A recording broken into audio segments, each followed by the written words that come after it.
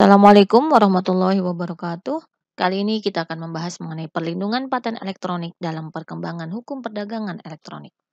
Perkembangan teknologi informasi dan komunikasi yang berakibat pada perkembangan hak kekayaan intelektual, khususnya di bidang paten.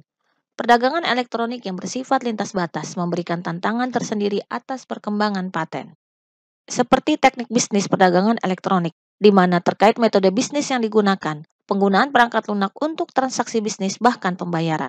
Dalam perkembangan selanjutnya, sistem bisnis mulai diakui sebagai salah satu inovasi di bidang hak kekayaan intelektual yang dapat dilindungi berdasarkan hak paten.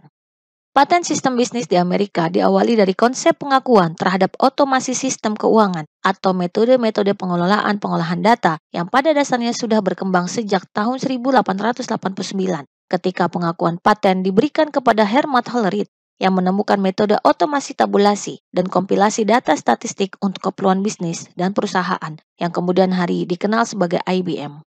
Berdasarkan putusan-putusan pengadilan sebelumnya, Kantor Paten dan Merek Amerika memperbaharui aturan-aturan tentang permohonan paten pada tahun 2009 dalam sebuah instruksi interim. Dalam instruksi interim 2009 tersebut dinyatakan bahwa permohonan paten harus didasarkan pada dua hal dasar, yaitu pertama, termasuk satu dari 4 kategori wajib, yaitu proses, permesinan, manufaktur, dan komposisi bahan penyusun. Kedua, tidak boleh termasuk dari pengecualian hukum, yaitu ide-ide abstrak, proses mental, sudah hukum alam, atau hal lain yang dikecualikan oleh hukum. Sedangkan hak paten terhadap metode atau sistem bisnis di Australia merupakan sesuatu hal yang tidak lazim dan terbatas. Urusan bisnis, komersial, dan skema keuangan belum pernah dipertimbangkan sebagai salah satu subjek hak paten.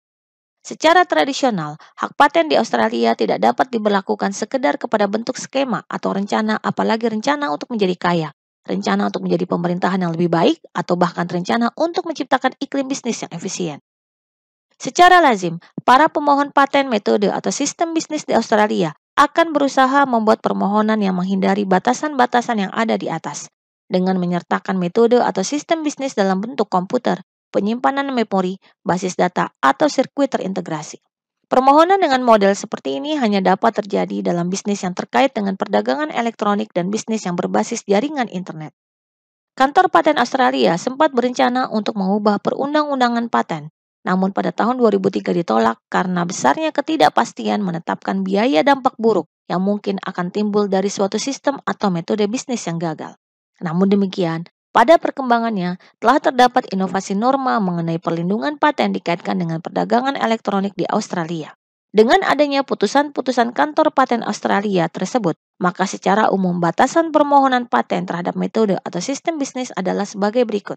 Pertama, sistem yang dimohonkan harus memiliki keluaran yang bermanfaat, fenomena fisik atau adanya efek dari proses yang dijalankan. Kedua, fenomena fisik atau adanya efek merupakan sebuah hasil dari proses buatan, dapat dirasakan secara nyata, dapat terukur, berbentuk fisik, atau dapat diamati. Ketiga, proses buatan tidak harus selalu berupa penerapan sains atau teknologi, namun memiliki hubungan yang bersifat materiality interrelationship.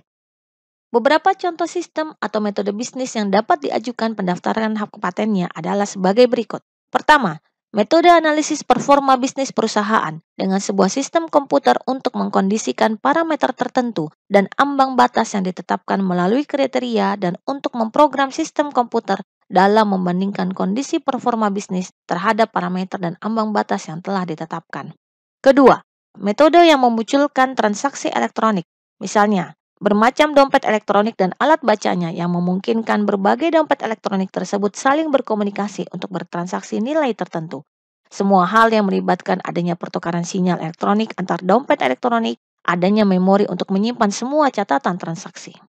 Ketiga, metode secara elektronik membuat atau mengawasi interaksi situs internet atau membuat hubungan elektronik antara pelanggan dan penyedia dan perbankan.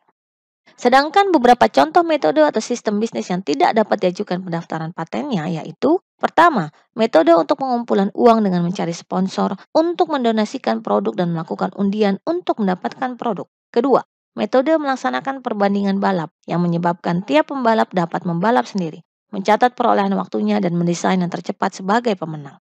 Ketiga, metode analisis performa investasi dengan membuat tolak ukur dan membandingkan investasi dengan tolak ukur tersebut.